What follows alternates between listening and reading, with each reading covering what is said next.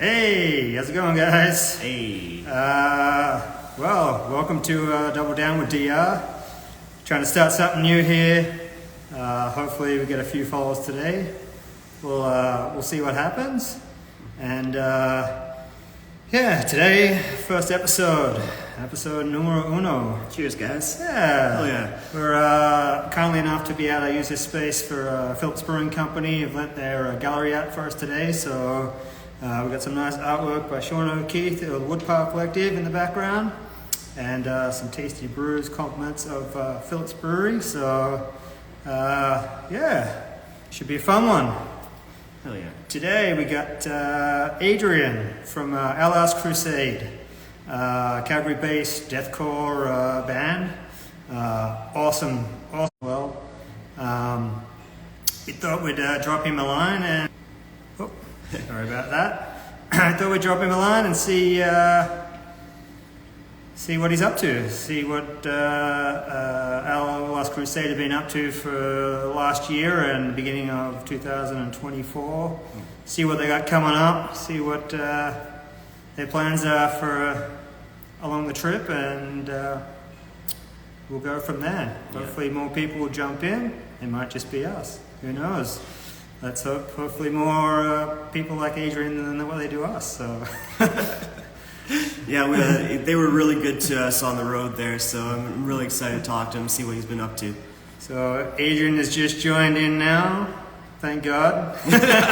Let's see if we can get him on here and get him to join us.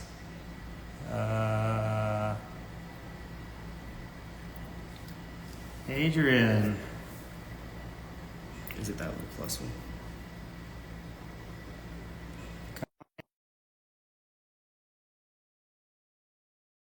Fingers crossed. Works. Yeah. First one. Yeah. So we'll see how she goes. Oh, exactly. You got to get out the kinks so they can. Yeah, dudes. Hey, we made it. We did it. Yes. Gang's all here. How's it going? Oh, that's bad, man. Just stoked to be here. Stoked to see you guys again. Yeah, man. You know, when we live on opposite sides of the country, it's hard to keep in touch sometimes, you know? Just a bit. Yeah. Well, let's just get into it. Hopefully you got yourself a little beverage. We've got a couple of sneaky ones here, so Cheers, brother. cheers. I'm on squad. Cheers. Yeah. Thanks for joining the show. Yeah, I'm happy to be here. Want to know how you pronounce your last name, because we had a little running debate about that. And we just didn't want to get it wrong, you know? We just didn't want to be those assholes that gets it wrong, so... Yeah, How do you pronounce it? do you want the English pronunciation or the Romanian? Wow, there we go. There's two versions. I don't know. There's the one I tell everyone. So I think I'm pronouncing it. And then there's the Romanian version. So the English is like the. That's rad. There you go. That's great. Awesome, man. I didn't know that you were Romanian. Oh, well, there you go. That's another fun fact we're dropping live. Oh, yeah. There you go. Well, let's kick it off. And I guess first question, well, we're not going to really do questions. We've got a little cheat sheet here, but we'll just go it on the fly and see what happens. Oh, yeah? How did you get into bands? What was the first band you got into? How did you get into playing in music and in bands? Man, yeah, it's funny actually. It was a complete accident, and it really pissed me off at the time.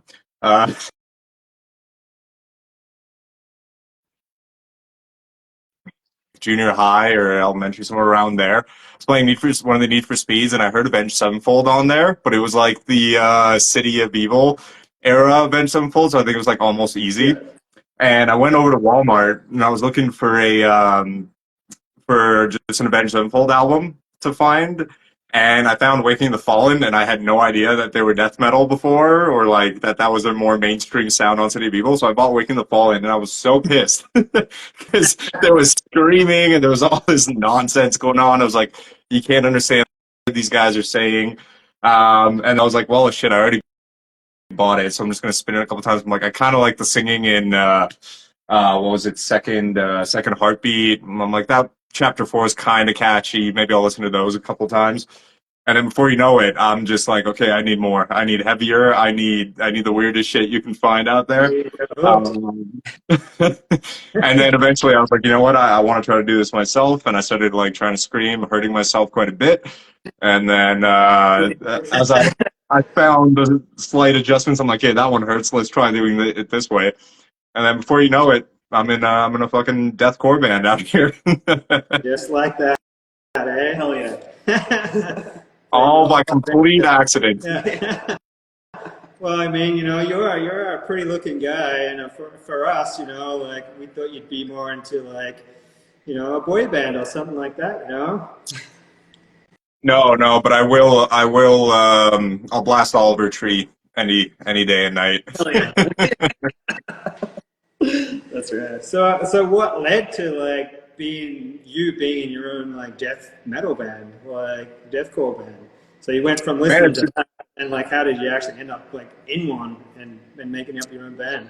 Yeah, I mean, I all started kind of like, I think around the same time where I was discovering music that I wanted to be in a band and doing type stuff. And then I very quickly realized I can't sing for shit. So, so then it slowly morphed out of that. But I was in a bunch of bands back in like junior high and high school. I never really went anywhere, but they were just slowly progressing.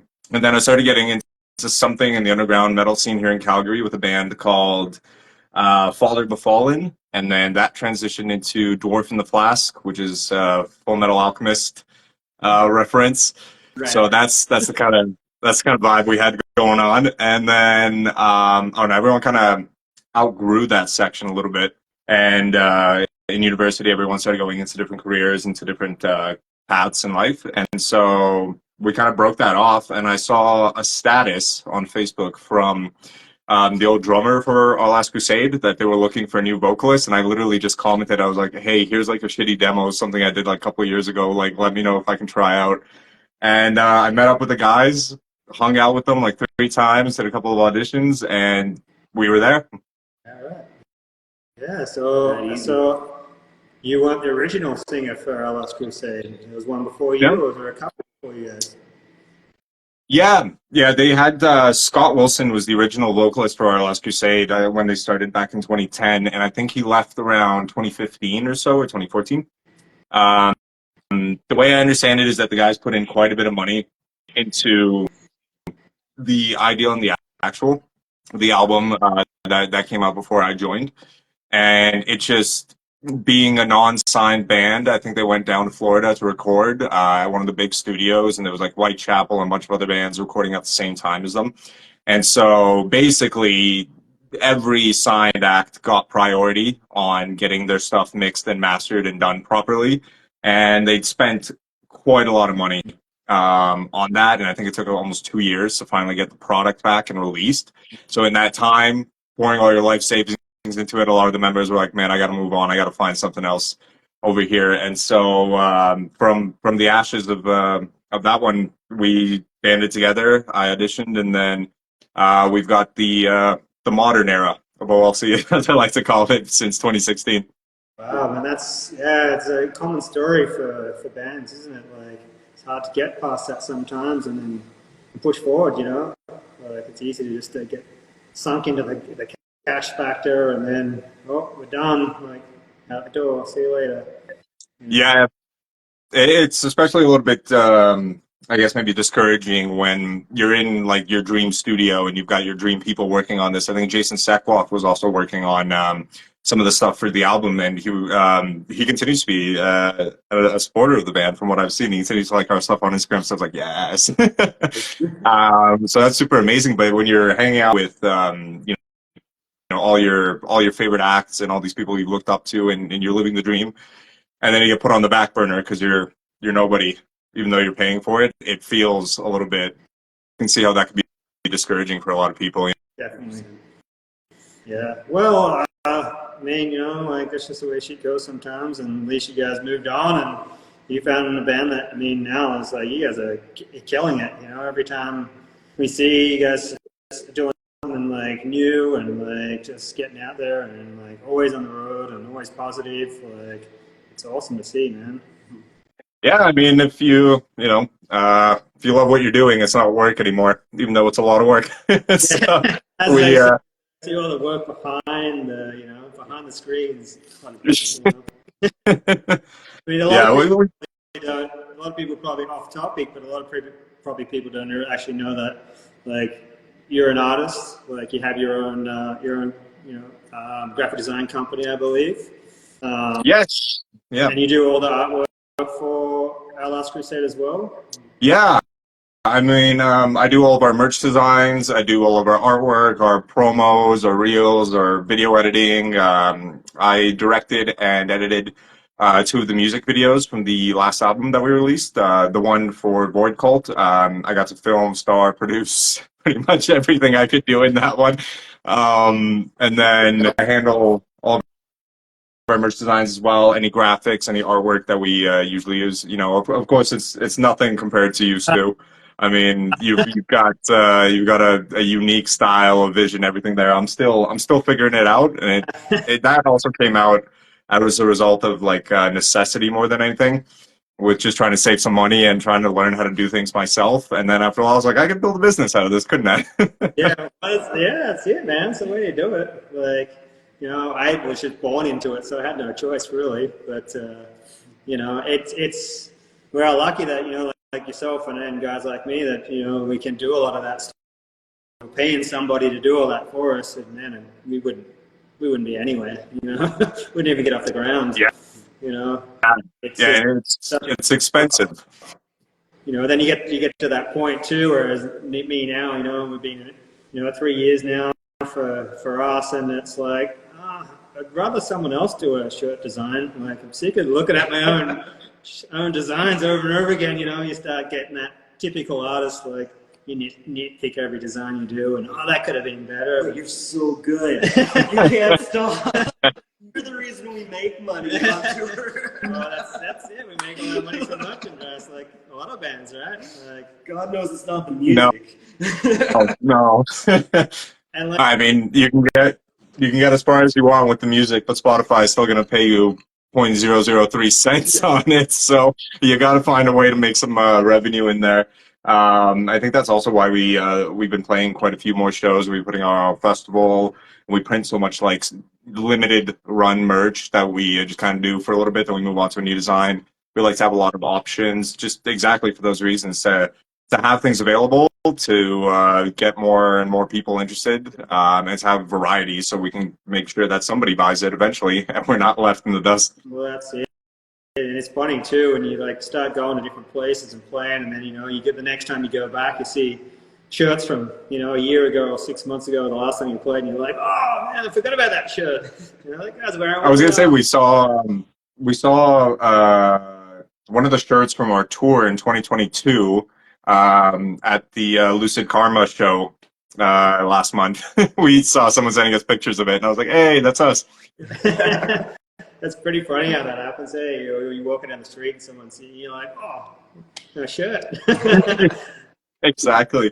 I've even seen a couple of people out in Toronto and like out east that have the no name.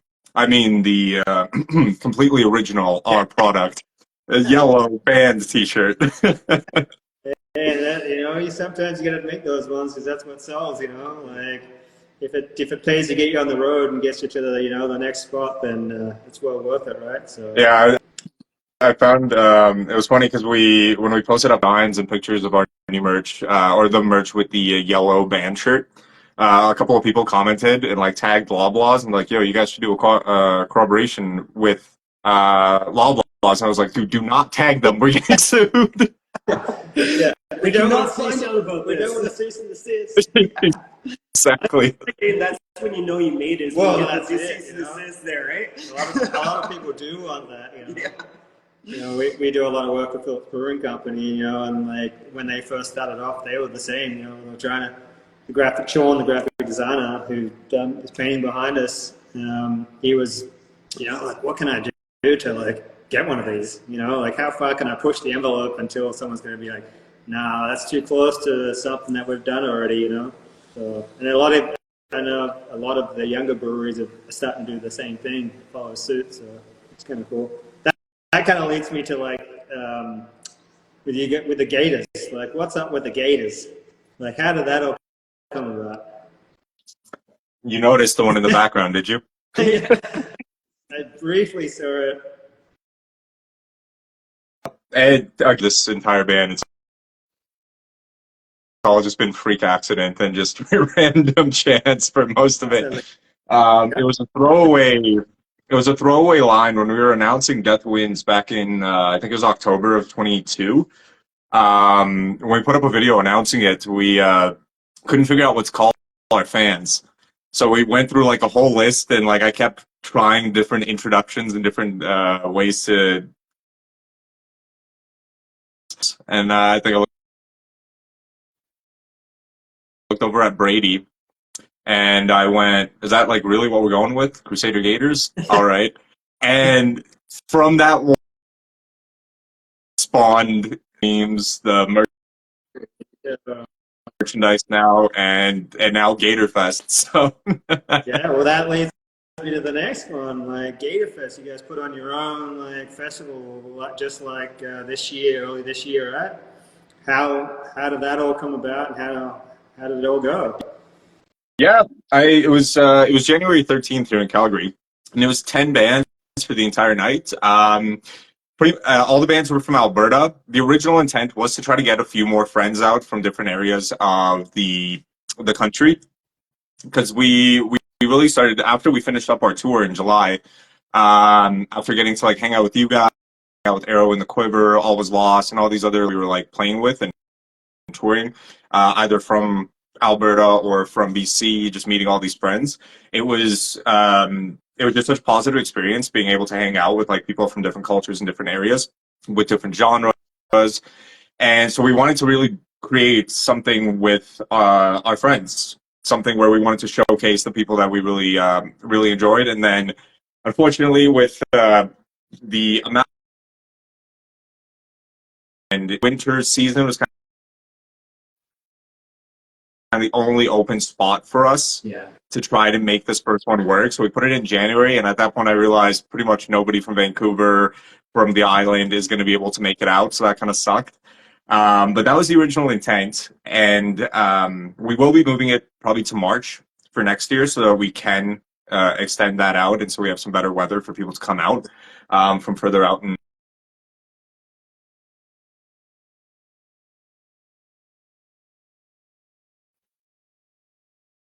absolutely amazing. It was minus 50 degrees outside. The entire week was the coldest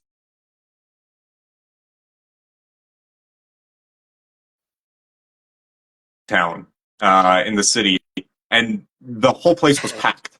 Like the venue itself, everyone, it created this little community, this little bubble of heat underground.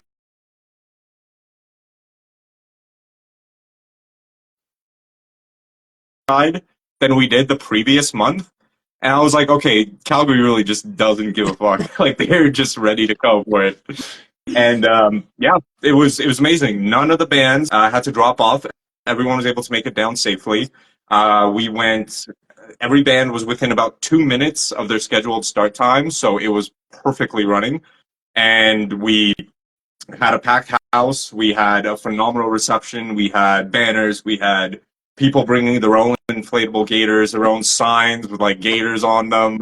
And then like we had festival merch as well that did really well. So just one of the most positive.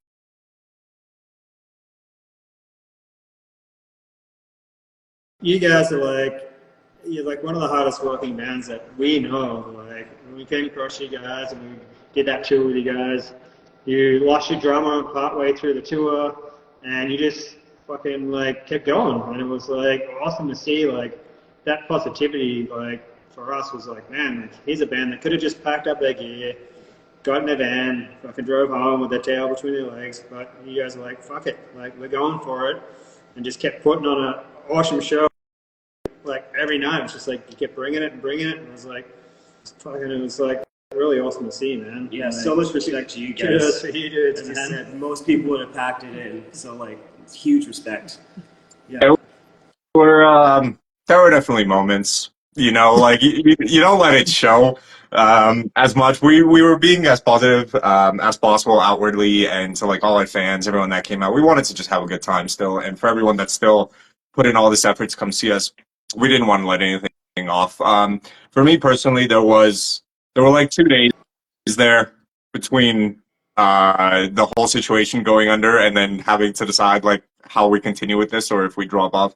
There were a couple days in there where I was worried. I was struggling with it. I was a little frustrated, pissed off, but then I kind of sucked it up. I went over it. I was like, it's like there's all these people depending on us. There's all these shows built around us being on the bill. Like we're the ones that went out there and tried to get this happening.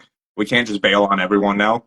And I was like, we can still go out there. It's still the core group together, and we can still have an amazing time. And you know what? No matter what happens, if everyone hates us, we get a vacation. We get to go around in beautiful weather through BC, hit up a couple lakes, hit up a couple oceans and some pools, and just have fun. So in the end, it ended up being super positive, but there were doubts. There was definitely a lot beforehand. I said we were talking about it. It's like there's a lot of work that goes into the backgrounds that not many people see. They just think you show up, you play a show, you move to the next one. It's all fun and games, but it's like months of preparation and booking hotels and getting all your shit lined up so that you're getting from place to place and on the towns and ferry island and all that stuff that just people don't see. It's like is that it would have been easy just to like, oh, fuck it, we're backing up and we're going home, see you guys. But, all the shows that we played with you guys were awesome. I said each one was like, and like, I'm sure for you guys, we're kind of like, we were stoked, but you were like, oh, fuck, it could have been better, or it would have been cool if we had a drummer. And I said, hey, if I was a decent enough drummer, that would have helped you out. I only know like 4, I can only count to 4, so this is as far as it gets, Yeah. All these off-time signatures and stuff. Too bad for me. It does get a little bit crazy. I mean, honestly, what was it? I think it was in Nanaimo. We were expecting all the sound guys to hate us without a drummer and having to do with the backing tracks and all that stuff. The sound guy in Nanaimo was fucking stoked. He's like, you don't have a drummer? He's like, yes. I don't have to mix a fucking drum. Yeah. He's like, so you guys just have the tracks already coming to me and they're already pre-mixed and they've already got all the like effects and like it's all produced. And we're like, yeah. He's like, yes.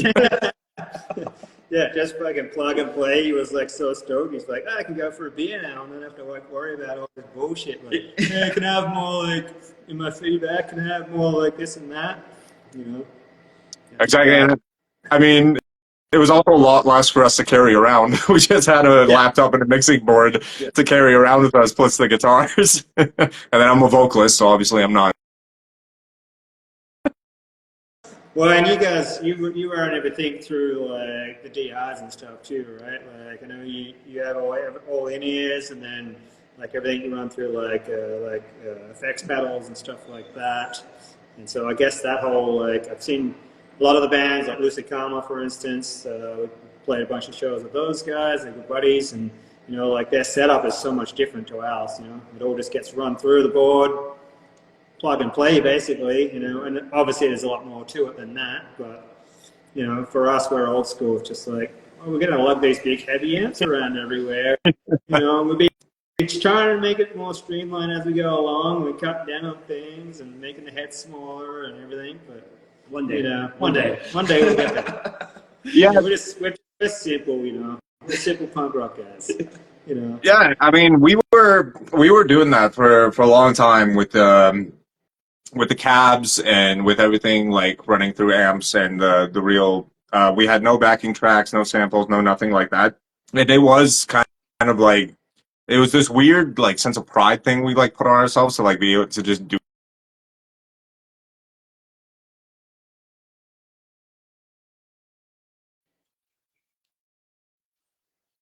A while and it was like a sense of pride. But I don't know, the more we thought about it, it was like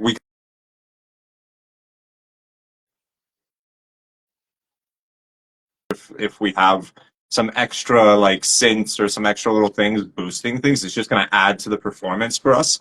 It's going to allow us to be on time with the in-ears and the click going in directly. We're going to know where our brakes are. We're going to know where like the next big like jump in is. We're going to be able to program like some sort of little sample that like precedes a breakdown or some big mosh call and really hype things up. So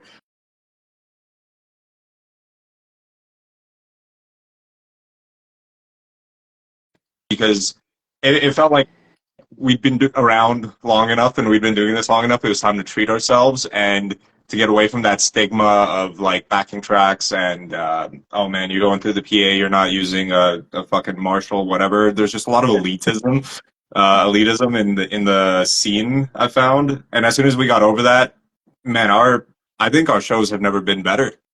Yeah, that's good to hear. Like, because we've been trying, as I said, cut down a lot on our gear and all that kind of stuff. It's really, really tough because we still like to, have that feel of, Yep. the old school pump, running through everything. And, I just keep saying to the boys, how about I just, paint up a few fake Marshall amps, the old school, and just, No speakers or anything. just stick them on Yeah. top, just all fold together, slap them in the back of the wagon, and then pull them out. And they still look good. Perfect. Yeah. Still looks like we've got these two massive stacks, and but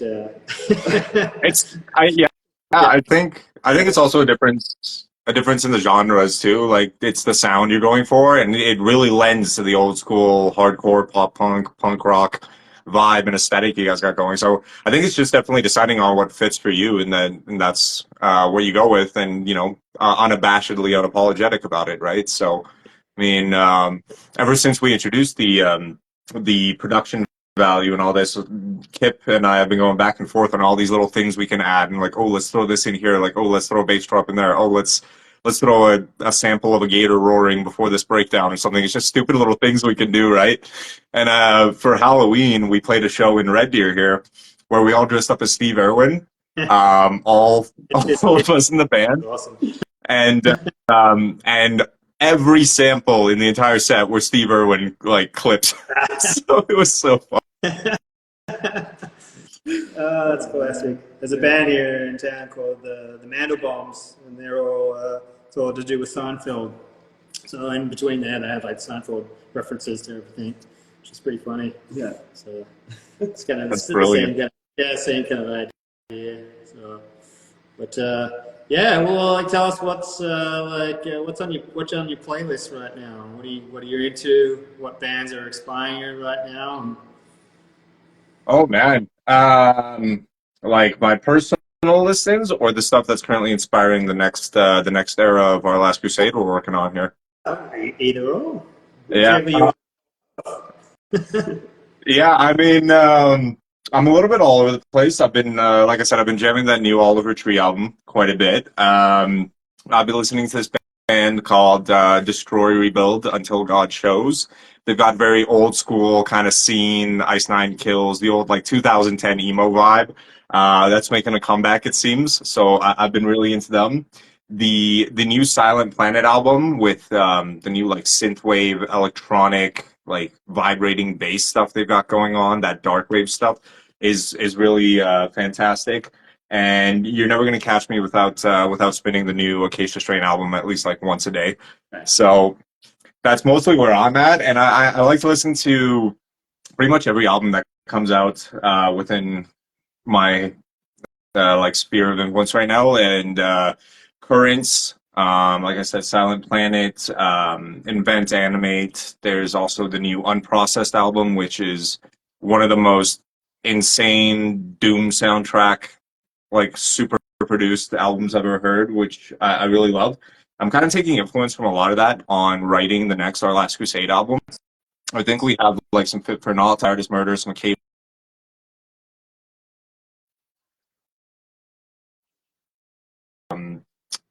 Got a bit of After the Burial. It's just kind of all over the place right now. It's all jumping in this melting pot, and where we're trying to create. Again, which we've tried to do that with like each album that we've put out. If you listen to our discography, pretty much no album sounds like the other one. They sound like different bands almost on each consecutive record, even between the EPs and the records. And so for this next one, we're really introducing a lot more melody, a little bit more on the hook side for like choruses, trying to catch some of that. I've got a lot of guest vocalists that are really exciting, and I can't spoil any of them right now, but a couple of huge names that have signed on to do a few choruses and to do some singing sections as well. So we're bringing in more melody, more emotion, but we're also moving in more groove and a darker atmospheric vibe as well. We're not going to lose anything from the sound everyone knows and loves, but it's going to evolve again, just based on all these influences that we've got going in.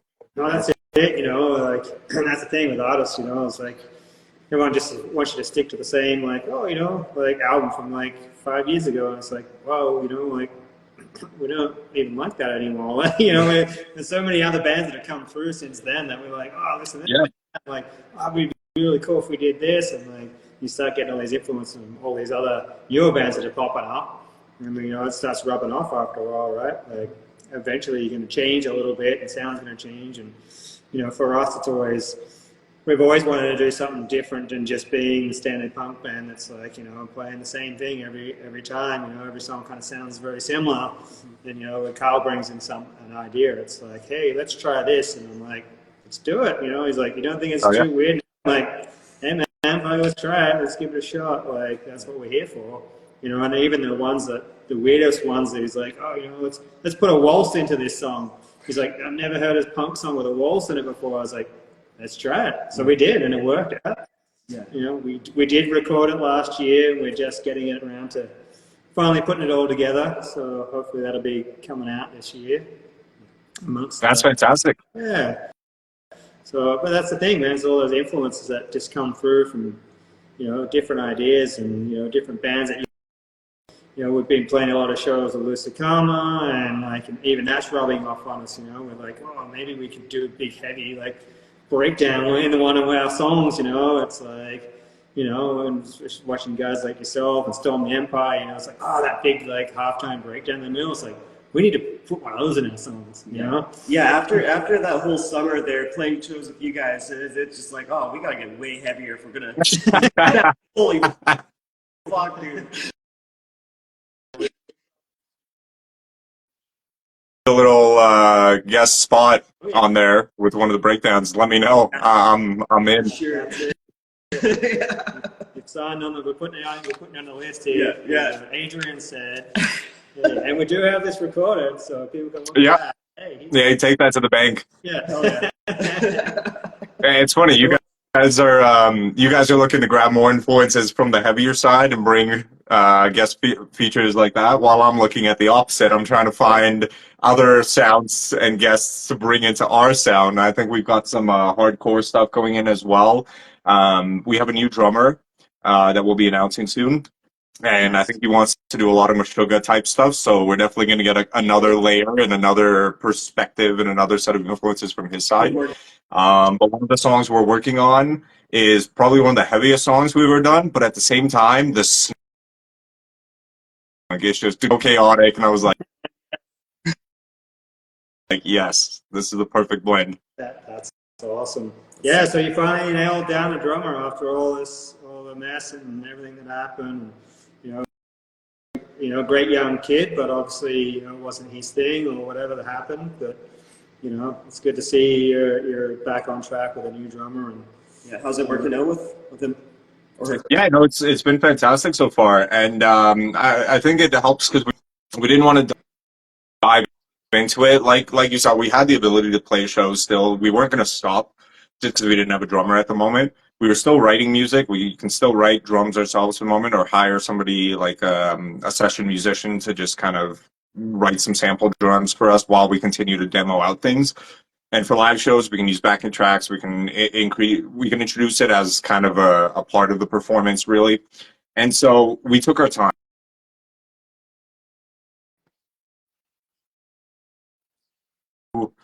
A few dozen people like reach out and try to audition for the role, and until we found the right fit, we're like, you know what?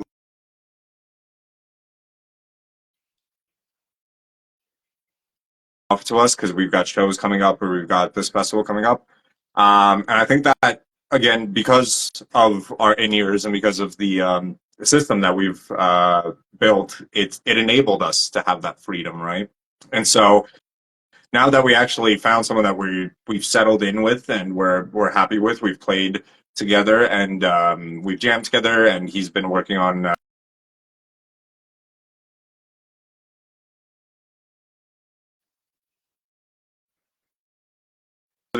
now with that uh, confidence in it, right? It's always hard to bring in, a new member into the band. We just recently, brought in a new guitar player, and it's not just bringing in someone that's a great musician. It's also bringing in someone that like you gel with, that you get along with. You're gonna spend hours on the road, sniffing nuts and eating each other's peanut butter, kind of thing. Like they got to be someone that you gel with, outside of music as well. Yeah, absolutely. It's I find it's also I don't know if it's just drummers or musicians in general, but there's a lot of people in the scene that are just a different breed, man. There's just some there's on the surface you get an idea of someone, and then all of a sudden they're like, these people are.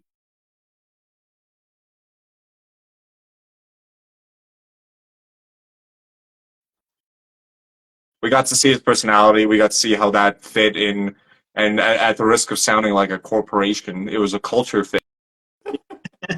You know. It's like I would rather a lesser player and have someone we get along with more than having this guy that's awesome at playing the instrument that they play or whatever, but off stage you can't mix. You can't do what you need to do. So you get to spend all that time with that person, you might as well get along with them and actually enjoy their company.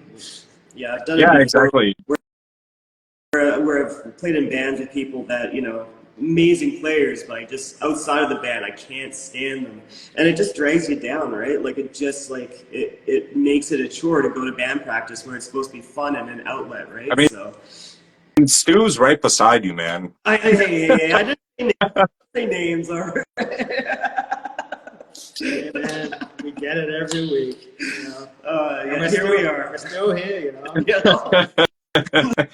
Yeah, We know what it takes. no, 100%.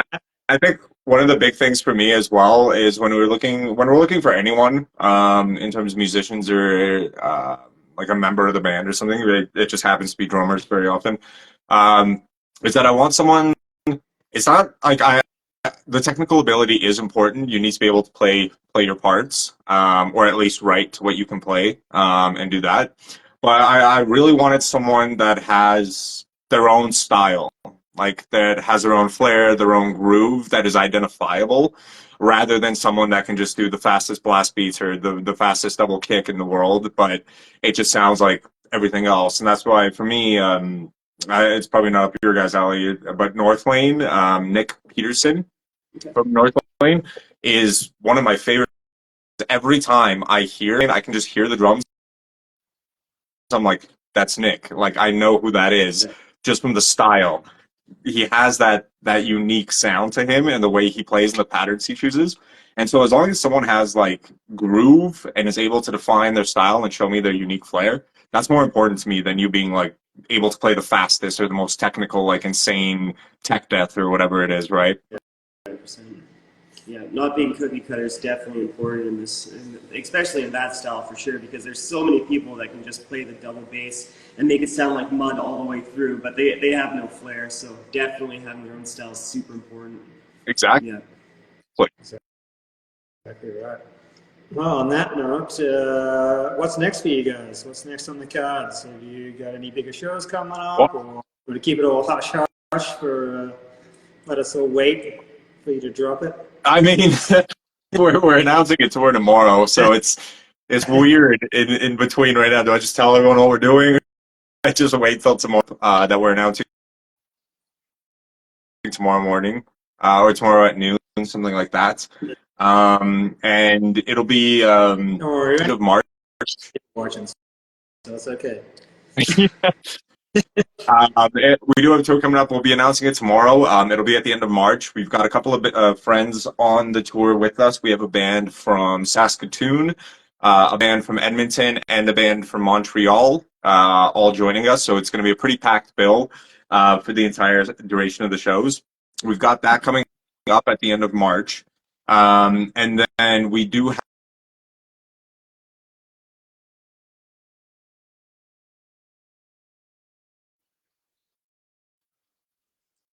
on January 14th, or no, June 14th, I believe. Um,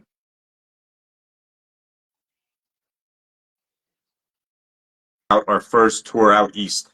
So we'll be going to Ontario and Quebec, most likely in July. Right now is what it's looking like. I've still got like 25 tabs open of different emails, and connections, and venues and promoters that I'm speaking to at the moment.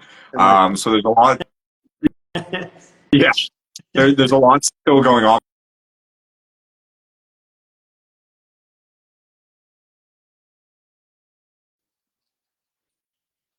July, and we will be going with another couple bands from out in that area that we know through our record label. We do have plans to continue playing another couple festivals in August and September, which are going to be very big. And then at the same time, I am working like actively on getting things set up for Gator Fest in 2025 now as well. Like I mentioned, that will be in March 25 most likely, so that we can get more acts. We'll be opening up submissions in a couple of months, so that we can actually take in everyone that's interested. We've had a lot of people reach out now. We're going to expand it to maybe days plus a kickoff night, and we're also going to introduce mixed genres, trying to do some different styles of music as well, not just hardcore, punk, and death metal and all that. We're going to try to introduce some more electronica and different cultures inside of the whole festival. We're currently working on with a bunch of people on funding and different sponsors. There's a lot. And among all that, we are actively working on a follow up to Death Winds right now as well, which again we have the luxury and the liberty of being able to just work on it at our own pace and make sure that it's correct and it's what we want to do. A record label isn't demanding anything. There's no set dates and times. We are working at it. We are rewriting as many times as necessary. We're demoing. We have 2 songs completely recorded. I'm probably going to completely re-record the vocals and change the entire vibe of the songs again until I'm happy with it. Yeah. I know exactly how that is for sure. What is this, like the 3rd time that we've done this? Yeah, so like, I feel you on that one. We played a couple of them live that we finished writing, and we played them live, and I was watching some of the videos back, and I'm like, well, people have heard this now, so I should change it.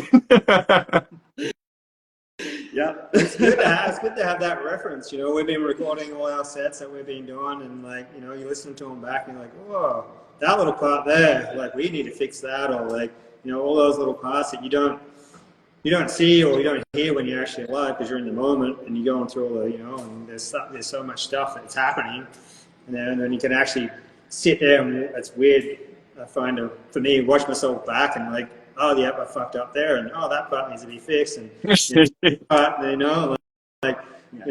but it helps, because you can fine tune all those little bits and pieces, Yeah, So absolutely. I also works for me too, because when you record and you keep listening back to the recording, it has a certain vibe and you think it works in a certain way.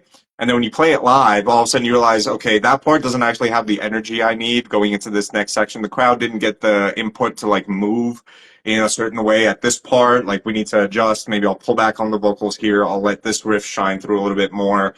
Maybe we need a bigger break and a bigger breath in the song so people can like kind of space between the 2 sections. And you kind of get that only through repetition and through a mix of like listening over and over to the recording where you have it one way and then you play it live and you realize the audience reacts to this differently. So I think that's really helping these new songs at our shows, and then I'm making decisions based on that, on what to keep and what to change. Yeah, we kind of do the same team, trial.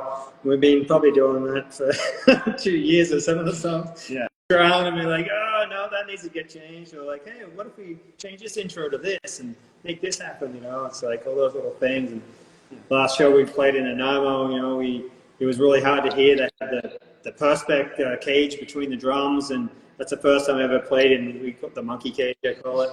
And you know, all I could hear was me with a very small monitor on the side, so I just couldn't hear anything. It was like, okay, guys, I'm just going to play. My old theories, I'll play, and you guys just keep up with me. So we started off the song, and I completely missed the intro. Well, these guys like look around, and there's no me. It was so funny to see on the playback on the video. We're like, oh, yep, we look so weird right now.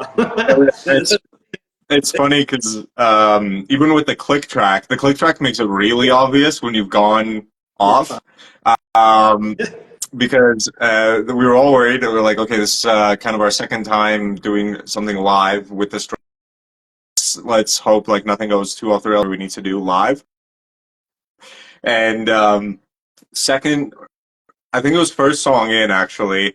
The song ends, and I'm getting ready to jump into the next song, but I've still got like 2 full bars of click going on, and I'm like, okay, what happened? Like, I should be in the next song at this point. What's going on? Turns out Brady completely missed a section of the song and got right to the next riff. So we had 2 bars left over at the end. I was like, ah, shit. It's lucky you're good at the stage banter because, like, yeah, that could be real awkward for sure. Exactly.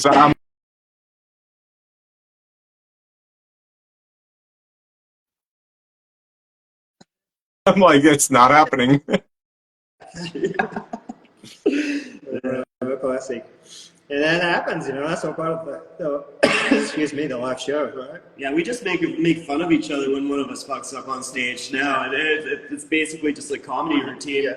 Like, I make a point of calling everybody out, be like, oh, Stu fucked up on that one, eh? Yeah. It's awesome. It works with punk rock because people expect that, you know. But yeah. for guys like, you know, with you guys and that, it's like, wow, you know, that wasn't so professional or whatever. Yeah. We're never really that worried about it, honestly. The hallmark of a good musician or a good performer, in my opinion, is your ability to adjust on stage and to deal with it.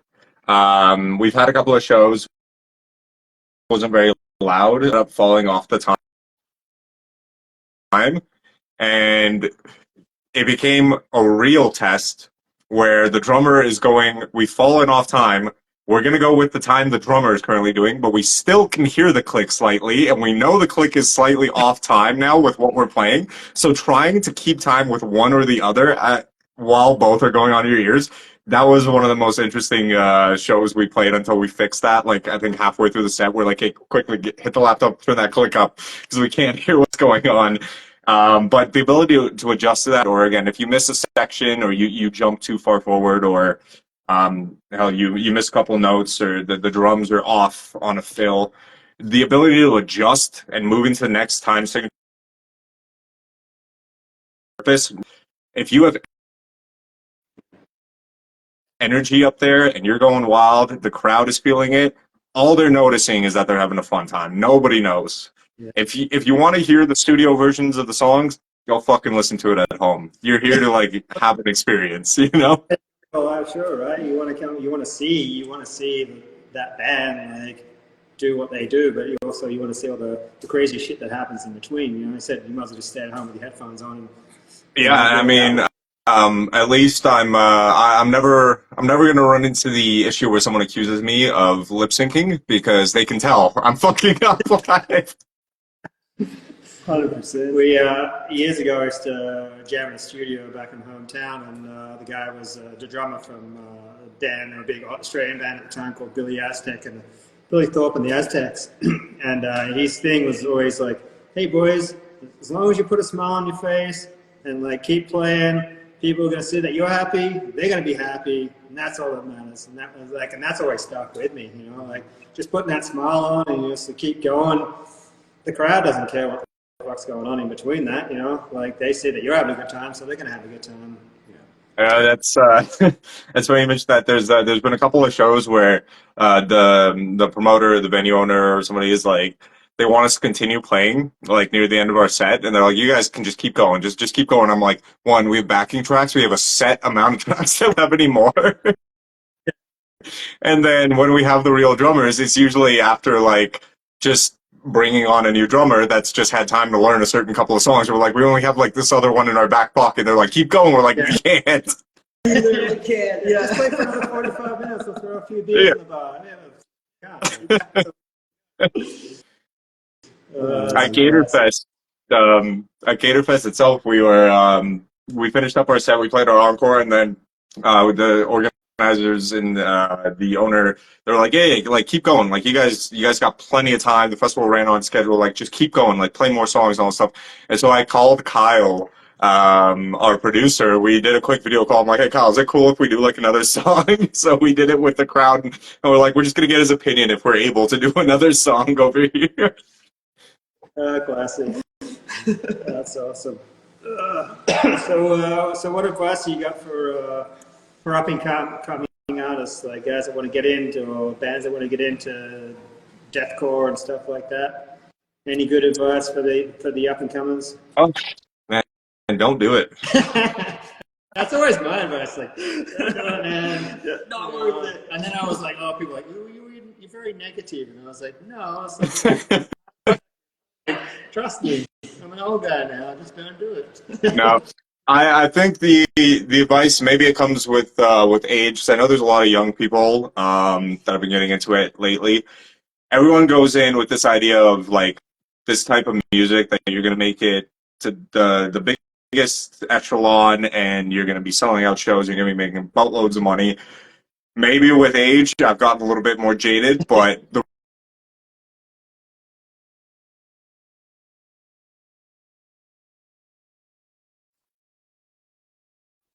band is getting paid. Every money cash you make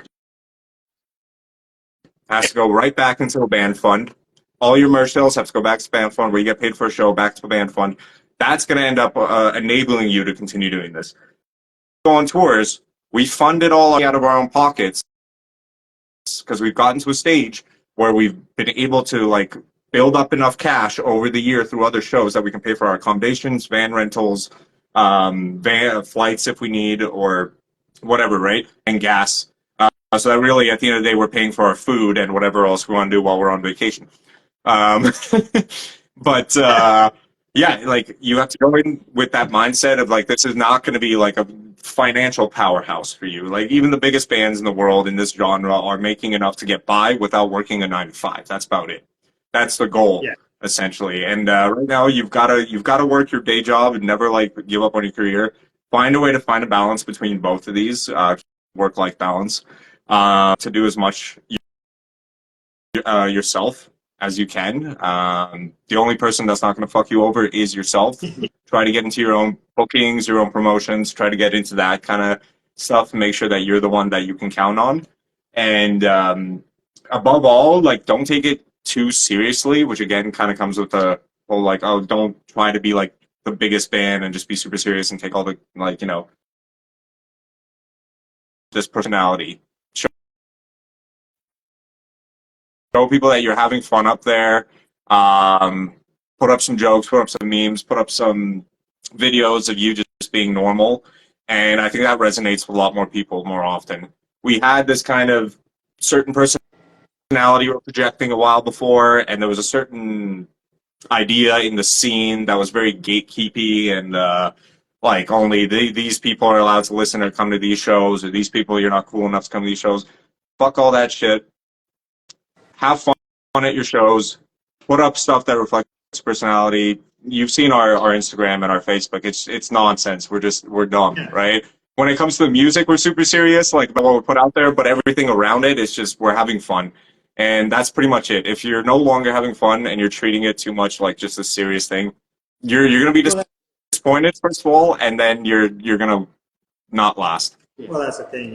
It's all like you can't just be all work and no play, right? Like, as I said, as you're saying, like we've had the same issue too. As a lot of people are like, like, oh, your photo doesn't represent like what you guys are actually like in person. You look like you're like this hardcore like punk band, but actually you guys like, you know, you joke around and you're like, there's a bunch of characters, you know. It's like, you know, yeah. It's like, so over time we started to be like, okay, let's just be more of ourselves. Like, why we don't have to portray like this image or whatever. We're just like, we are who we are. People are gonna like us for that. So, you know, just keep being yourself, and as you said, like, you know, try and learn as much as you can and do everything you can yourself as possible.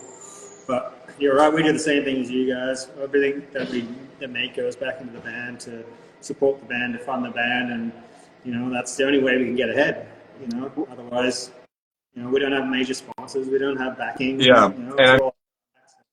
I mean, if you look at it, and like whenever you need to print new merch, either you take the 50 fucking dollars you're gonna get split between everyone from a show, and you're gonna take that home, and then you're gonna drop $400 for your cut on the merch later, or you just pull the money from the band altogether, and all of a sudden, oh, you know, $800 to print a couple shirts is not the worst thing because you just don't have to put in the money yourself. And like I think our tour this year cost us around $3,000, and we literally just spent our own money on going to like fun restaurants and eating like crazy seafood and weird shit and like doing some activities, seeing a couple movies, and going to the beach and having a couple of drinks, right? Whereas if we had kept taking a cut from every show, you're gonna be taking home $50 usually, and then what are you gonna do with that? It's gonna disappear, and by the time you have to pay for a $3,000 tour, all of a sudden you're like, well, shit, there's only like 4 members in the band. That $800-900 out of nowhere. I'm like, crap now. Exactly. Yeah, it's a tough one, you know, and that's, you know, a lot of people like say like merch and all that sort of stuff. They, you know, oh man, you guys got a lot of merchandise. It's like, no, we just have like a lot of shirts that were sold, like, and only have like 1 or 2 left of that one that doesn't sell. So it's like you got to put them up anyway, you know, and then try and get rid of them, or they become like just chuck them out in the crowd, and at the end of the show, I'm like, thanks for coming, kind of thing. You know? Yeah. Or like I usually do when the crowd hasn't moved like forward enough when we're about to go on stage. I'm like, whoever the fuck goes out there and like tells every single person on the street to get the hell in this venue, you get a free shirt, and then there you go. Someone usually goes running. Adrian from LS Crusade said, if you don't come in right now. It saves me from having to do that myself, which I've tried to do before, and then because I have the wireless mic, I'll run out and I'll start yelling, and then I realize nobody can hear me because the wireless mic is just inside. I'm like, fuck. Inside, they just hear me screaming at people on the street. Everybody inside is like, oh my God, this is awkward. Man. Well, this was heaps of fun, and we really appreciate you putting your time and chatting to us. Yeah, thanks for being number one. Yeah, you know, you're our number one. You know, and you know, if this it ever takes off, you know, we'd love to have you back on here and talk about what's going on with you guys down the track and fill us all in with all the extra goodies.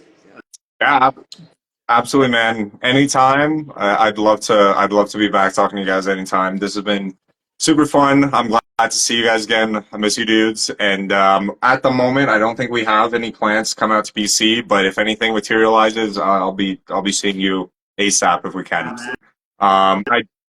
Ideally, we can come back to the island at some point because that Victoria show was unbelievable. Yeah, and that was all Lucid Karma, man. Thank those guys. Yeah. We don't know stories. So, they brought the crowd. And we're like, holy shit, for a Tuesday, like this.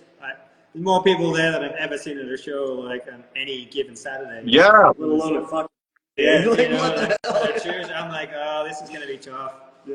You know, like the Sunday one was like, oh no, this might be hard. And then it's like Tuesday, I was like, oh shit, this is gonna be rough. Well, I remember the bartender at Phoenix Bar was like, hey, if they're like not a lot of people show up, we're gonna have to because he'd sent all of his staff home and the place was packed, and he's like, you guys play as long as you want. I don't know what the fuck's happening. Funny, we had to have that little chat with him, and I was like, hey, like, like, you know, this is the deal, and we're like, oh, you know, I was like, okay, I get it, it's a Tuesday night. I was like, I said to him, just be surprised that some people might come through the doors. Like, you might want to leave one person on just in case. Oh, no, I'm going to send them all home. And then he was like, fuck, like halfway through the show, he's like, holy shit, like, you know, running around, he's like a chicken with his head cut off. He's like, oh man, there's so many people here. I was like, you just never know, right? You know? Exactly. But I find man, yeah. Well, we'd love to have you back out this way, and you know, said you're always going to home. Like, just hit us up. You know, we're super proud of what you guys are doing out there. It's fucking awesome. You guys are inspiring and inspiring. Hopefully, the next generation of guys coming through, and you know, just keep it going, man. It's your positivity and like energy and everything that we get from you guys. It just encourage us to do more work and do the same thing. So you're pushing us old guys. So yeah, you gotta keep going. You know, I think you know guys like us who stormed the empire, and you know that we're not so young anymore, right? So you're pushing these guys to achieve the beauty. You know, I was gonna say, man, I hope I have as much energy as you guys in a couple of years to still be doing what I'm doing. My knees hurt, my back hurts, my hands are broken, my knuckles have gone through every ceiling at every venue. I don't know if I'm gonna make it that long, but you guys are inspiration to me as well for everything you've done in your local scene, how often you play, how dedicated you are. To music in general, to art in every form. So it's been a pleasure every time we go out and see you. Yeah, thanks, man. Likewise. Awesome. And yeah, all the best for this year. So we just hope we can get like a little sample of it, you know, when we come out your way and do some shows together one of these times. Yeah. This summer. This summer is our goal. Hopefully we can get out there, but we'll see. Yeah. Well, when submissions for Gator Fest 2 open up, you'll know who to contact as well. Thanks, brother. Oh, yeah. Cool. Yeah, we'll just come and mop the floor and just watch the band. I want to be there. Need some janitors? Volunteers that I can pour a beer. You can have what's the Goodwill Hunting moment? You'll be on the blackboard, and then all of a sudden you'll pick up a guitar and start playing. You know, I'll just sit in the back of like a giant gator, like waving around, you know, like a Pizza Hut guy. You know? Awesome, man. Well, I appreciate it. It was awesome to see you again and catch up. And yeah, hopefully we can do all this again. Hopefully people enjoy the show. We keep doing it. Absolutely. Thanks for letting me be the first one. It's been an honor. I'll catch you guys later. Man. Take it easy. Say good day to the guys for us. Yeah. Good night. You have to sign off.